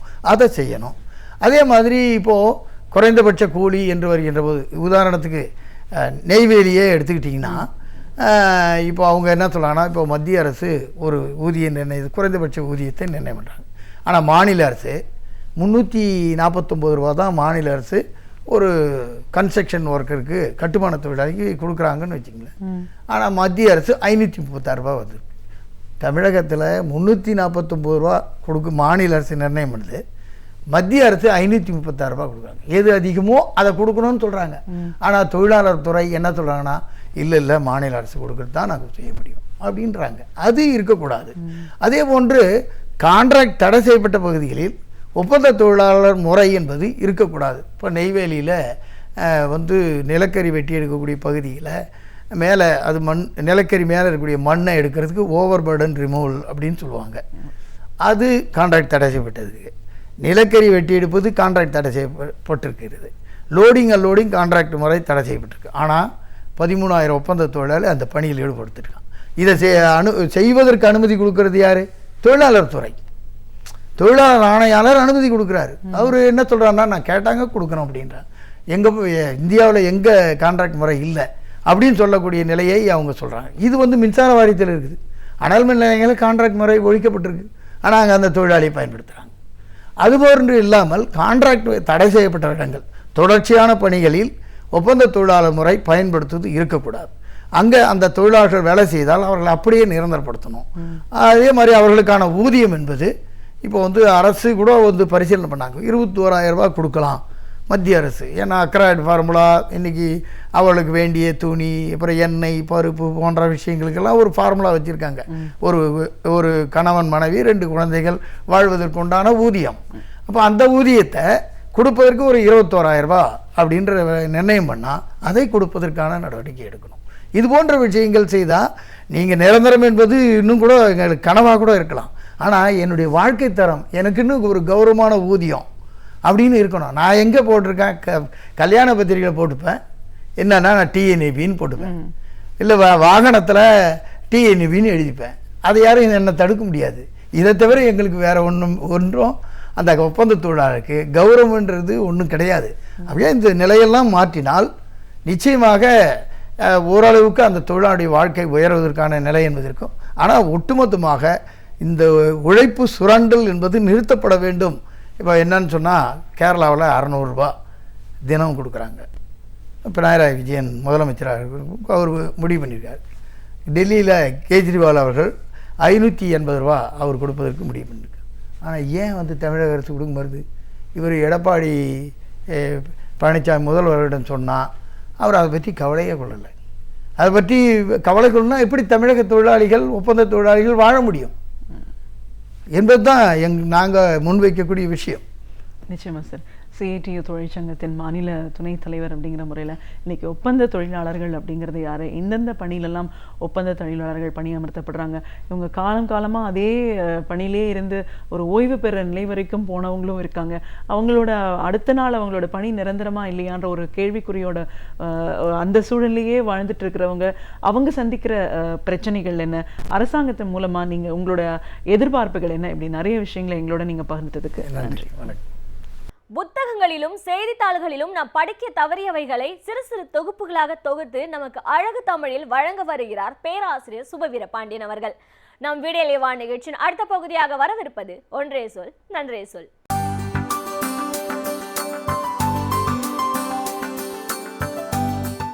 அனைவருக்கும் என் அன்பு வணக்கம். இன்றைக்கு தமிழ் திரையுலகில் ஏராளமான புதிய இளைஞர்கள் இயக்குநர்களாக, நடிகர்களாக, தயாரிப்பாளர்களாக வந்து கொண்டிருக்கிறார்கள். அவர்கள் புதிய சிந்தனைகளோடும் வந்து கொண்டிருக்கிறார்கள். செய்திகளை கூட எப்படி சொல்லுவது என்பதில் ஒரு புதிய புதிய திறன்கள் இன்றைக்கு தமிழ் திரைப்படத்தில் வெளிப்பட்டு கொண்டிருக்கின்றன. அப்படித்தான் அண்மையில் வந்திருக்கிற ஓரிரு படங்கள். ஆழ்துளை கிணறுக்குள்ளே விழுந்து விட்ட ஒரு குழந்தையை காப்பாற்றுகிற செய்தியை கதையாக வைத்துக்கொண்டு ஒரு படம். அந்த படத்துக்கு மக்களிடத்திலேயும் ஒரு பெரிய வரவேற்பு கிடைத்தது. அண்ணன் தங்கை பாசம், காதல், முக்கோண காதல், அம்மா பிள்ளை என்கிற இடங்களிலிருந்து விலகி வந்து சமூக சிந்தனைகளை, சமூக பிரச்சனைகளை பேச வேண்டும் என்கிற எண்ணம் இன்றைக்கு இளைஞர்களுக்கு வந்திருக்கிறது. அப்படி ஆழ்துளை கிணறில் விழுந்த குழந்தையை எடுப்பது போல சமூகத்தில் கீழே விழுந்துவிட்ட இளைஞர்கள் சில கண்டிப்புகளால், பெற்றோர்களினுடைய சில பார்வைகளால் விலக்கி வைக்கப்பட்ட பிள்ளைகள் என்னவாக ஆகிறார்கள், சமூகத்திற்கு எப்படிப்பட்ட செய்திகளை அவர்கள் கொண்டு வருகிறார்கள் என்பதையெல்லாம் இப்போது அண்மையில் வெளிவந்திருக்கிற ஒரு படம் சொல்லுகிறது. அந்த படத்தினுடைய இயக்குனர் அண்மையில் கல்லூரியில் படித்துவிட்டு வெளியில் வந்திருக்கிற ஒரு 30 வயதுக்கும் குறைவான ஒரு இளைஞராக இருக்கிறார். அந்த படம் ஒரு பெண்ணை மையமாக வைத்து கொண்டு கதையை சொல்லுகிறது. சின்ன குழந்தையாக இருக்கிற போது அப்பாவால் மிகுந்த பாசத்தோடு, அப்பா அம்மா இருவராலும் என்றாலும் குறிப்பாக அப்பாவால் மிகுந்த பாசத்தோடு வளர்க்கப்பட்ட பெண் குழந்தை இயல்பாகவே பெண் குழந்தைகள் அப்பாவிடம் ஒட்டி கொள்ளும். அப்படி பாசமாக வளர்க்கப்பட்ட அந்த குழந்தை வளர்கிற போது இந்த சமூகத்தினுடைய இயல்புகளுக்கு ஏற்ப சின்ன சின்ன மாற்றங்களை உள்வாங்கிக் கொள்ளுகிற நேரத்தில் அதனை புரிந்து கொள்ளாமல் பெற்றோர்கள் கடுமை காட்ட, அந்த பெண்ணை வீட்டை விட்டே வெளியேற்ற, வெளியில் வருகிற அந்த பெண்ணுக்கு ஒரு திரு நங்கை மட்டுமே உதவியாக இருக்கிறாள். அந்த பெண்ணினுடைய வாழ்க்கை எப்படியெல்லாம் சிதைந்து இடம் தடம் மாறி போகிறது என்பதை அந்த படம் நமக்கு சொல்லுகிறது. அப்படி சொல்லுகிற போது ஒரு மிகவும் வலிக்கிற ஒரு கதையை, அதுவும் அந்த பெண் எய்ட்ஸ் என்கிற நோயினால் பாதிக்கப்பட்டவள் என்பதை ஓரிடத்தில் சொல்லுகிற வரைக்கும் படம் பார்க்கிறவர்களால் கூட அதை உணர முடியாத வகையில் அந்த திரைக்கதை நகர்த்தப்பட்டிருக்கிறது. அப்படி ஒரு வலியை சொல்லுகிற ஒரு படத்தை மிக அருமையாக, நகைச்சுவையாகவே அந்த படம் முழுவதும் அவர்கள் சொல்லியிருக்கிறார்கள். அதுதான் அந்த திரைக்கதையினுடைய ஒரு பெரிய ஆற்றல் என்று சொல்ல வேண்டும். எப்போதும் எந்த ஒன்றையும் சிரிப்பாக சொல்லுகிற போது சொல்ல வருகிற செய்தி நீர்த்து போய்விடுமோ என்கிற அச்சம் நமக்கு இருக்கும். ஆனால் அந்த கதையின் கனம் கொஞ்சமும் குறைந்து விடாமல் அதை நகைச்சுவையாகவும் சொல்ல முடியும். இன்றைக்கு தொலைக்காட்சிகள் சிலவற்றில் வருகிற சில பகுதிகள் எப்படி சித்தரிக்கப்பட்டவையாக இருக்கின்றன. நாங்கள் சொல்லுவது எல்லாமே சத்தியம்தான் என்கிறார்கள். ஆனால் சத்தியமாக அவையெல்லாம் அப்படியே இருக்கிறதா என்பதையெல்லாம் அப்படியே தோல் உரித்து காட்டுகிறது இந்த படம் என்று சொல்லலாம். எல்லாம் பேசி வைத்து கொண்டு அழுவது போல் அழுவதும், சிரிப்பது போல் சிரிப்பதும், மனிதர்களுடைய மனவேதனையை காசாக மாற்றுவதுமாக இன்றைக்கு இந்த வணிக உலகம் இருக்கிறது என்பதை அந்த உலகத்துக்கு உள்ளேயே இருந்து கொண்டு சொல்லுவதற்கு ஒரு தனி துணிச்சல் வேண்டும் என்று தான் கூற வேண்டும். அந்த துணிவு இந்த படத்தை எடுத்த இளைஞர்களிடம் இருக்கிறது. இந்த படத்தில் நடித்திருக்கிறவர்கள் 199 விழுக்காடு புதுமுகங்களாக இருந்தாலும் படம் பார்க்கிற யாருக்கும் இவர்கள் இப்போதுதான் முதலாக அந்த கேமராவின் முன் நிற்கிறார்கள் என்கிற உணர்வே ஏற்படாமல் ஒரு முதிர்ச்சி பெற்ற நடிகர்களைப் போல அவர்கள் நடித்திருக்கிறார்கள். அந்த கதை சொல்லுகிற பல செய்திகளில் ஒன்று போலித்தனத்தை மக்கள் முன்னால் கொண்டு வந்து நிறுத்துவது தான். போலித்தனமே இன்றைக்கு சமூகத்தில் கூடுதலாக ஆகி கொண்டிருக்கிறது. இது ஒரு பக்கம் என்றால், இன்னொரு பக்கத்தில் காவல்துறை எப்படி இருக்கிறது, இந்த அரசுகள் எப்படி இருக்கின்றன. யாரேனும் ஒரு இளைய பையன் அல்லது இளைய பெண் இந்த சமூகத்தின் மீது கோபப்பட்டு ஏதேனும் தன்னுடைய போக்கை வெளிப்படுத்தினால் உடனே அவர்களை தீவிரவாத இயக்கங்களோடு பிணைத்து பார்ப்பது. நீங்கள் எந்த இயக்கம், நீங்கள் அல்லும்மாவா, தமிழ் டெரரிஸ்டா அல்லது வேறு தேசத்தவர்களா, நக்சலைட்டா என்று கேட்பது என்பது இன்றைக்கு மிக இயல்பாக இருக்கிறது. ஒரு பெண் தன்னுடைய விருப்பத்தின் அடிப்படையில் மதத்தை மாற்றிக்கொண்டு அந்த மதத்தை சார்ந்த ஒருவரை திருமணம் செய்து கொண்டால் கூட அவரை தீவிரவாதி என்று முத்திரை குத்தி அதற்கான தடை விதிப்பது இன்றைக்கு நடைமுறையாக இருக்கிறது. அதையும் நாம் பார்க்கிறோம். இந்த திரைப்படத்தை தாண்டி அகிலா என்கிற ஒரு பெண் ஹாதியா என்று இஸ்லாம் மதத்துக்கு மாறினார். அது அவருடைய விருப்பத்தின் அடிப்படையில் அவர் மாறினார். அந்த இஸ்லாம் மதத்தில் இருக்கிற ஒருவரை திருமணம் செய்து கொள்ள முன்வந்தார். ஆனால் அதனை பெற்றோர்கள் எதிர்த்தார்கள். நீதிமன்றத்திலே வழக்கு எப்படி தொடுக்கப்பட்டது என்றால், இவர்கள் ஏதோ ஒரு தீவிரவாதத்தோடு தொடர்புடையவர்கள் என்பதாக சொல்லப்பட்டது. நீதிமன்றமும் அதற்கான விசாரணையை முன்வைத்தது. எனவே மிக எளிதாக யாராவது இந்த சமூகத்திலே நியாயம் பேசினால் உடனே அவர்களை தீவிரவாதிகள் என்று சொல்லிவிடுவது என்பது ஒரு போக்காக இருக்கிறது. அதையும் இந்த படத்திலே நாம் பார்க்கிறோம். எனவே இப்படிப்பட்ட செய்திகளை எல்லாம் பின்னி பிணைத்து ஒரு பெண்ணினுடைய கதையாக அதை சொல்லாமல் ஒரு சமூகத்தினுடைய கதையாக அந்த படத்தினுடைய இயக்குனர் சொல்லியிருக்கிறார். ஒரு பெரிய மேலே இருந்து ஆறு கொட்டுவதைப் போல அந்த கதை ஓடிக்கொண்டிருக்கிறது. எந்த இடத்திலும் நில்லாமல் அந்த நதி ஓடுகிறது. அதை பார்க்கிற போது இத்தனை துயரங்கள், இத்தனை சமூக போலித்தனங்கள் இந்த நாட்டிலே இருக்கின்றன என்பதை பார்க்கிற ஒவ்வொருவரும் உணர்கிறோம். அதை காட்சிகளின் மூலமாக எந்த இடத்திலும் வெறும் ஒரு பிரச்சார படமாக இல்லாமல், ஆவணப்படமாக இல்லாமல், ஒரு கதை ஓட்டத்தோடு போகிற படமாக அது இருக்கிறது. மற்றவர்களுக்கெல்லாம் இல்லாத ஒரு இயல்பான ஒரு பரிவு ஒரு திருநங்கைக்கு இருக்கிறது என்பதையும் அந்த படம் காட்டுகிறது. இதுவரையில் நாம் பார்த்த தமிழ் திரைப்படங்களிலேயே திருநங்கைகளை கேலிக்கு உரியவர்களாகத்தான் நாம் காட்டியிருக்கிறோம். நகைச்சுவை காட்சிகளுக்குத்தான் அவர்கள் பயன்படுத்தப்பட்டிருக்கிறார்கள். அவர்கள் ஆணாகவும் இல்லாமல் பெண்ணாகவும் இல்லாமல் இருக்கிறார்கள் என்பது நகைப்புக்குரியதாகவே சொல்லப்பட்டிருக்கிறது. இந்த படத்தில் ஒரு திருநங்கை எவ்வளவு மனித நேயமுடையவர், எவ்வளவு நட்பு உணர்ச்சி உடையவர் என்பதை சொல்லியிருக்கிறார்கள். எனவே திருநங்கைகள் எப்படி மதிக்கப்பட வேண்டும், எப்படி பார்க்கப்பட வேண்டும் என்பதையும் இந்த படம் மிக தெளிவாக கூறுகிறது. அந்த திருநங்கை தான் எந்த இடத்திலும் கடைசி நிமிடம் வரையில் இந்த படத்தினுடைய கதாநாயகிக்கு துணையாக இருக்கிறாள். எல்லோரும் கைவிட்டதற்கு பிறகு, பெற்றவர்களே கைவிட்டதற்கு பிறகு, நண்பர்கள் கைவிட்டதற்கு பிறகு, கல்லூரி கைவிட்டதற்கு பிறகு, யாரும் உறவு இல்லை என்கிற இடத்தில் அந்த பெண்ணுக்கு துணையாக ஒரு திருநங்கை தான் நிற்கிறாள் என்பதையும் இந்த திரைப்படம் காட்டுகிறது. இறுதியில் அவள் ஒரு இயல்பான பெண்ணாக எல்லாவற்றையும் எதிர்த்து போராடி வெளிப்படுத்த வேண்டும் என்கிற ஒரு வேகத்தோடு வெளியில் வந்தாலும் கடைசியில் ஒரு இயல்பான பெண்ணாக, தன் அப்பாவை பார்க்க ஆசைப்படுகிற பெண்ணாக, இன்னும் கொஞ்ச நாள் இந்த உலகத்திலே வாழ விரும்புகிற பெண்ணாக, எய்ட்ஸ் என்கிற நோய் வந்ததற்கு பிறகு அந்த உடல் மெலிந்து எலும்பெல்லாம் மேலே தூக்கி எந்த நேரமும் அந்த பெண் இறந்து போய் விடுவாள் என்கிற அந்த கட்டத்தில் அதற்கான ஒப்பனையும் கூட மிக அரிய வகையில் அப்படியே ஒரு எய்ட்ஸ் நோயாளியை பார்ப்பது போலவே இருக்கிறது. அந்த இடத்தில் இன்றைக்கு இருக்கிற நவீன அறிவியலையும் கொண்டு வந்து சேர்த்து முகநூலில், நேரலை முகநூல், ஃபேஸ்புக் லைவ் என்று சொல்லுகிறோமே, அதன் மூலமாக இந்த படத்தினுடைய உச்சகட்டம் அமைக்கப்பட்டு அதில் அந்த பெண் பேசுகிற போது எல்லோரும் பார்த்து எனக்கு அப்பாவை பார்க்கணும் போல இருக்கிறது, நான் என்ன தப்பு செய்யலை என்று அந்த பெண் சொல்லுகிற வேளையில் கடைசியாக அவர்கள் எல்லோரும் இதன் மூலமாக வந்து சேருவது என்பதும் கூட இன்றைய அறிவியல் தொழில்நுட்பத்தோடு சேர்த்து கதையை சிந்திக்கிற இன்றைய தலைமுறையினுடைய போக்கு அதில் வெளிப்படுகிறது. இப்படிப்பட்ட படங்கள் வர வேண்டும். இந்த படங்கள் அப்படியே சமூகத்தை மாற்றிவிடும் என்பது அப்படி சொல்ல முடியாது என்றாலும் கூட சமூகத்தில் ஒரு சிந்தனையை கிளறக்கூடிய படமாக இது இருக்கிறது. திரைப்பட துறையிலும் கூட ஒரே மாதிரியான படங்கள் என்கிற அந்த வரலாறு முடித்து வைக்கப்பட்டு பல்வேறு சிந்தனைகள், பல்வேறு சிக்கல்கள், பல்வேறு விதமான சமூக பார்வைகள் நமக்கு வந்து சேர வேண்டும் என்பதை இந்த படம் எடுத்து காட்டுகிறது. இப்படிப்பட்ட படங்கள் வர வேண்டும். இப்படிப்பட்ட இளைஞர்கள் புதிதாக தமிழ் திரையுலகிற்கு கிடைக்க வேண்டும். கற்ற கல்விக்கு ஏற்ப வேலைவாய்ப்புகளை அமைத்துக் கொள்வது என்பது மிகவும் கடினமான ஒன்றாகின்றது. எனவே கற்ற கல்விக்கு ஏற்ப வேலைவாய்ப்புகள் எவை என்பதை பற்றியும், வேலைவாய்ப்புகளுக்கு ஏற்ற கல்வி முறைகள் என்ன என்பதை பற்றியும் அறிந்து கொள்வதே இந்த பகுதி. நாம் வீடியோலை நிகழ்ச்சியின் அடுத்த பகுதியாக வரவிருப்பது ஆலோசனை நேரம்.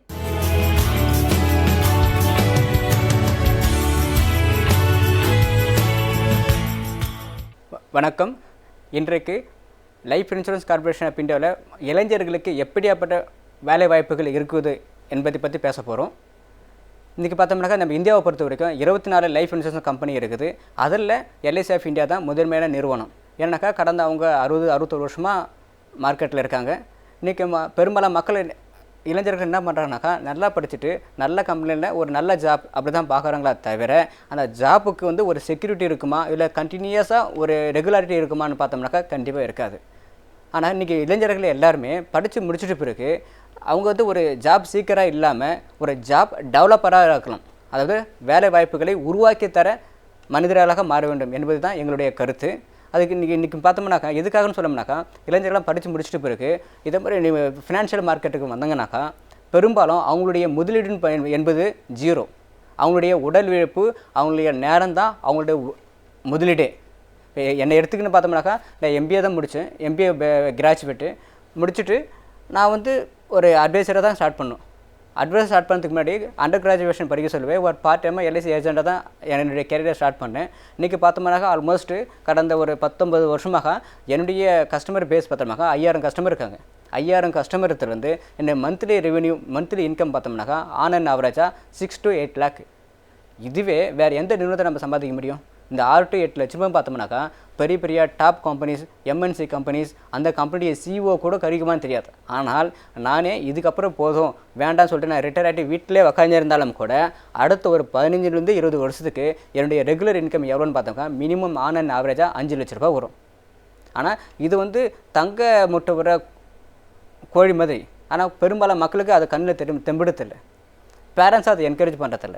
அவங்க என்ன சொல்கிறாங்க, என் பையன் வந்து எம்பிஏ முடிச்சிருக்காப்புல, என் பையன் வந்து இன்ஜினியரிங் முடிச்சிருக்காப்புல, அவர் போய்ட்டு ஒரு அட்வைசர் ஆகிறதா, அவர் வந்து தெருத்தவராக நின்று கேன்வாஸ் பண்ணுறதா, இப்படிலாம் குழந்தைங்களை இல்லை அவங்களுடைய பிள்ளைகளை கம்ஃபர்டபுள் ஜோனில் வாழ ஆரம்பிச்சுட்டு நாளடைவில் அவங்களுடைய எதிர்காலத்தை பார்க்குறது பெரும்பாலும் நம்ம பேரண்ட்ஸ் வந்து நிராகரிச்சுறாங்க. அதனுடைய விளைவு தான் இன்றைக்கி பாருங்கள் அன்எம்ப்ளாய்மெண்ட் எப்படி இருக்குது. ஒரு பக்கம் பார்த்தோம்னாக்கா வேலை வாய்ப்புகள் பெருகிக்கொண்டே போகுது. ஆனால் அந்த வேலை வாய்ப்புகளுக்கு தகுந்த மக்கள் தன்னை தயார்படுத்தி கொள்வதில்லை. எடுத்துக்காட்ட போனால் ஒரு பேங்க் மேனேஜர், அந்த பேங்க் மேனேஜருக்கு உண்டான தகுதி அப்ளை பண்ணுறாங்க பாருங்க, பெரும்பாலும் மக்களுக்கு இல்லை. என்னென்ன பார்த்தாக்கா பேசிக் கிராஜுவேஷன் இருக்கும், இல்லை போஸ்ட் கிராஜுவேஷன் டிகிரி தான் இருக்கும். அந்த டிகிரி வச்சுக்கிட்டு எப்படி நம்ம அவங்க போய்ட்டு அந்த ஜாப்புக்கு போட்டி போட முடியும் பாருங்கள். இன்றைக்கி இருக்கிற காலகட்டத்தில் வர யங்ஸ்டார்ஸ் எல்லாமே காலேஜ் படிக்க சொல்லுவேன், அடிஷ்னல் ஸ்பெசிஃபிக் கோர்ஸு, ஸ்பெஷலிஸ்ட் கோர்ஸ்னு ஏகப்பட்ட கோர்ஸ் படித்து முடிச்சுட்டு வராங்க. ஃபஸ்ட்டு அவங்களுக்கு தருவாங்களா, இல்லை பேசிக் டிகிரி வச்சுக்கிறாங்களே அந்த மாதிரி மக்களுக்கு தருவாங்களா? இப்போ எங்களுடைய நோக்கங்கள் என்னன்னாக்கா, நீங்கள் வாங்க வந்து இது மாதிரி ஒரு ஃபினான்ஷியல் மார்க்கெட்டில் ஜாயின் பண்ணுங்கள், ஒரு இன்சூரன்ஸ் கம்பெனியில் ஜாயின் பண்ணி உங்களுடைய திறமையும் உங்களுடைய தகுதியும் வளர்த்து கொண்டு சமுதாயத்தில் பெரிய அளவில் நீங்களும் முன்னேறலாம், சமுதாயத்தையும் முன்னேற வைக்கலாம். ஏன்னாக்கா இன்றைக்கி இருக்கிற 130 கோடி மக்களில் பார்த்தோம்னாக்கா குறைஞ்சபட்சம் 17-18% மக்களில் தான் இன்சூரபிள் பர்சன். ரிமைனிங்கு 60-70 அன்இன்சூரபிள். ஏன்னா அந்த அளவுக்கு விழிப்புணர்வு உள்ள மக்கள் மத்தியில்.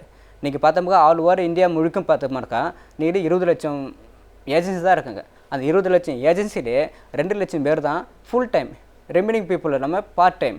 அந்த 2 லட்சம் ஃபுல் டைம் ஏஜென்சிலும் பார்த்தோம்னா கூட ஆல்மோஸ்ட் ஒரு ஸ்பெஷலைஸ்டு ஒரு நல்ல வெல் எக்யூப்டு அட்வைஸ்னு பார்த்தோம்னாக்கா லெஸ் தென் 2000 பீப்புள் தான். அப்போது 2000 மக்களை வச்சுட்டு எப்படி 130 கோடி மக்களை மீட் பண்ண போகிறோம்? அப்போது அந்த ஆப்பர்ச்சுனிட்டி பாருங்கள், இந்த அபண்டன்சிஸ் பாருங்கள், எவ்வளோ கேப் இருக்குது. கண்டிப்பாக இங்கே வந்து படித்த இளைஞர்கள் அனைவருமே நீங்கள் அடுத்தது நீங்கள் வந்து ஒரு நல்ல கம்பெனிக்கு வேலை போகிறதுக்கு முன்னாடி நீங்கள் ஒரு சுய தொழிலை பண்ணிவிட்டு இதே மாதிரி பிஸ்னஸுக்கு வந்தீங்கன்னாக்கா நிச்சயம் உங்களுடைய பணத்தை முதலீடு செய்து தொழிலை ஆரம்பிக்க வேண்டிய கட்டாயம் இல்லை. அது இல்லாமல் அந்தந்த நிறுவனங்கள் என்ன பண்ணணும்னாக்கா உங்களுக்கு ஃப்ரீக்வெண்ட்டாக 6 months once, yearly once sales and training meeting arrange பண்ணி தருவாங்க. ப்ளஸ் உங்களுக்கு வந்து சில கிளப் மெம்பர்ஷிப்பில் வச்சுருப்பாங்க. அந்த கிளப் மெம்பர்ஷிப்புக்கு நீங்கள் தகுதியானங்கனாக்கா வருஷத்துக்கு குறைஞ்சது 2 ஃபாரின் ட்ரிப் அனுப்புவாங்க. இதோட வேறு என்ன வேணும்? 2 ஃபாரின் ட்ரிப்புன்னு எப்படின்னாக்கா உங்கள் பாக்கெட்லேருந்து ₹1 கூட எடுத்து போக முடியாது.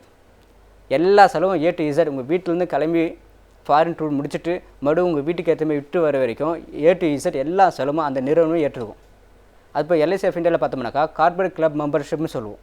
நான் வந்து கடந்த 7-8 வருஷமாக அந்த கிளப் மெம்பரை தக்க வச்சு கொண்டிருக்கேன். இப்போ என்னுடைய நிறுவனம் என்ன பண்ணுவோம்னாக்கா குறைஞ்சது வருஷத்துக்கு ஒரு முறை இது மாதிரி ஃபாரின் ட்ரிப் கூட்டு போவாங்க. எல்லாம் ஊற்றி என்னோடய ஃபேமிலி மெம்பரை கூட்டு போவாங்க, அப்படியே கூட்டு வந்து விடுவாங்க. இது மாதிரி ஒரு ரெக்கக்னேஷன் எங்கே கிடைக்கும்? இதே ஒரு நான் தனியார் நிதி நிறுவனத்தில் ஒர்க் பண்ணியிருந்தேன்னாக்கா அதிகபட்சம் சேலரி எவ்வளோ வாங்கியிருப்பேன்? இந்த 10 வருஷம் பொறுத்து 70-1 லட்சம் தான் சேலரி என் பண்ணியிருப்பேன். அந்த 75-1 லட்சம் சேலரிக்கு நான் எவ்வளோ கஷ்டப்படணும், எவ்வளோ ஒர்க் பண்ணணும், டே நைட் ஒர்க் பண்ணல. சாட்டர்டே சண்டே கூட சில நேரத்தில் தெரியாது, நான் ஒர்க் பண்ணி தான் இருக்கணும். ஆனால் இங்கே பாருங்கள், நானே ராஜா நானே மந்திரி, அது மேலே அது சொல்கிறது மாதிரி நானே என் இஷ்டத்துக்கு ஒர்க் பண்ணிட்டு போகலாமே. எவ்வளோ எனக்கு வருமானம் வேணும் நான் இன்றைக்கி டிசைட் பண்ணலாம். அது டிசைட் பண்ணி நான் ஏர்ன் பண்ணிட்டு போகலாம். அது எவ்வளோ உன்னதமான தொழில். அதுக்கப்புறம் பார்த்தோம்னாக்கா ஜென்ரல் இன்சூரன்ஸ் சொல்லுவோம், நான் லைஃப் இன்சூரன்ஸ். அங்கே பார்த்தோம்னாக்கா அங்கே இருக்கிற ஏஜென்சி இப்போ வந்து ரொம்ப ரொம்ப ரொம்ப கம்மி. மேக்ஸிமம் பார்த்தோம்னாக்கா அங்கே ஃபுல் டைம் ஒர்க் பண்ணும்போது லெஸ் தேன் 1000 பீப்புள் தான் இருப்பாங்களே. இப்போ அன்றைக்கி ஒரு ஹெல்த் இன்சூரன்ஸ் எடுத்துக்கணும்னாக்கா இந்த முழுக்க 30 கோடி மக்களுக்கு தான் மெடிக்ளைமே இருக்குது, ப்ராப்பர் மெடிக்ளைமே இருக்குது. ரெமினி 100 கோடி மக்களுக்கு வந்து ப்ராப்பர் மெடிக்ளைம் இல்லை. என்னன்னாக்கா அந்தளவுக்கு விழிப்புணர்வு இல்லை, அது ஒன்று. ப்ளஸ் இந்த சேல்ஸ் ஃபோர்ஸ் வந்து ரொம்ப ரொம்ப கம்மி. இப்போ படித்த இளைஞர் நீங்கள் எல்லாருமே மார்க்கெட்டுக்கு வந்து ஒர்க் பண்ண ஆரம்பிச்சிங்கனாக்கா உங்களுக்கு வந்து நல்ல பிரைட் ஃபியூச்சர் இருக்குது. நீங்களே மற்றவங்கள டிபெண்ட் பண்ணி இல்லாமல் நீங்களே பிகினிங்கில் ஒரு ஏஜென்சி எடுத்து அந்த ஏஜென்சியை வந்து ஒரு ஏஜென்சி ஆஃபீஸாக மாற்றி அந்த ஏஜென்சி ஆஃபீஸை வந்து ஒரு ஏஜென்சி என்டர்பிரைசஸாக மாற்றிட்டு அந்த என்டர்பிரைஸை ஒரு பிக் ஆர்கனைசேஷனாக மாற்றலாமே. அப்படி பண்ணுமுனாக்கா நிச்சயம் நீங்கள் இண்டிபெண்ட்டாக ஃபினான்ஷியல் ஃப்ரீடமாக இருக்கலாம். இதுவே அமெரிக்கா, கனடா அதுமாதிரி நாடுகளில் பார்த்தோம்னாக்கா தாத்தா வந்து ஒரு ஏஜென்சி ஆரம்பிச்சிருப்பார், அடுத்தது அவங்களுடைய சன்னு வந்து அதை டேக் கேர் பண்ணிப்பார். அப்புறம் இந்த ஜென்ரேஷன் பேர பிள்ளைங்க வந்து அதையே டேக் கேர் பண்ணியிருப்பாங்க. இதை மாதிரிலாம் நல்ல பெரிய பெரிய ஆப்பர்ச்சுனிட்டிலாம் இருக்குது இந்த நிதி நிறுவனத்தில். இப்படியாப்பட்ட வாய்ப்புகள்லாம் பெரும்பாலான மக்களுக்கு கண்ணுக்கு தெம்பிடுதில்லை. அதை விட்டுட்டு நான் வந்து சேலரிக்கு போகிறேன், நல்ல ஜாப்புக்கு போகிறேன், நல்ல கம்பெனிக்கு போகிறேன் அப்படின்னு சொல்லிட்டு பாவம் அவங்களுக்கும் தெரியாமல் தன்னைத்தானே வருத்தி கொள்கிறார்கள். இத்துடன் அடுத்த ஒரு நிகழ்ச்சியில் இன்னும் ஒரு சிறப்பான தகவலோடு உங்களை மீண்டும் சந்திப்போம் மக்களே. நன்றி, வணக்கம்.